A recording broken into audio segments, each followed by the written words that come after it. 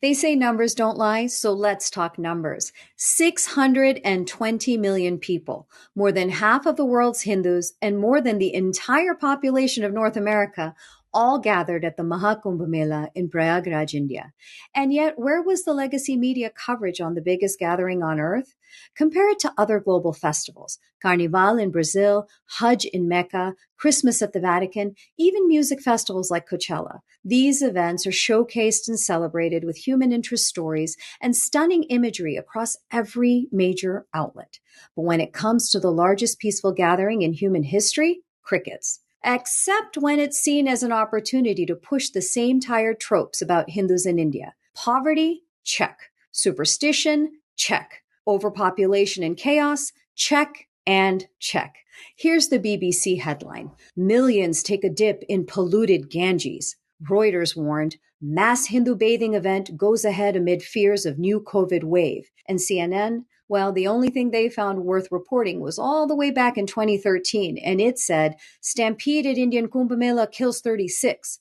What readers around the world didn't get to learn about the Mahakumbh Mela was the thousands of free food kitchens that ensured no one went hungry, or the public compost toilets that kept millions of people relieved and the area clean, or the meticulously maintained river water, in contrast to polluted industrial rivers around the world.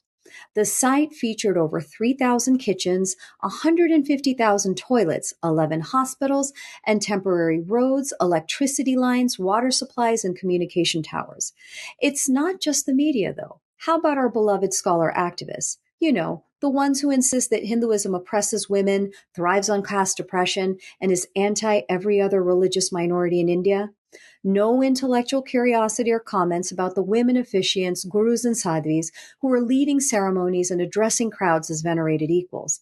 No explanations about half of all the Hindus on the planet manage their supposed detest for one another, line up according to a pyramid of oppression, and obey the so-called religious mandate of untouchability amongst unprecedented crowds.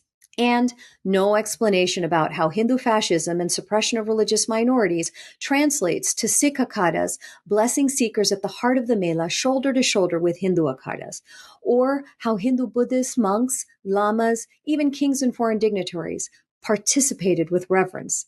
The truth is, the media and so-called experts on Hinduism aren't interested in showing the Hindu dharmas as they are, because the reality of the Mahakumbh Mela, its scale, its inclusivity, its sheer organization, shatters every stereotype they've built and survive on. The Mahakumbh Mela was one of the most remarkable human gatherings in history, a celebration of faith, unity, and cooperation on a scale the world has never seen. But you wouldn't know it if you relied on the headlines.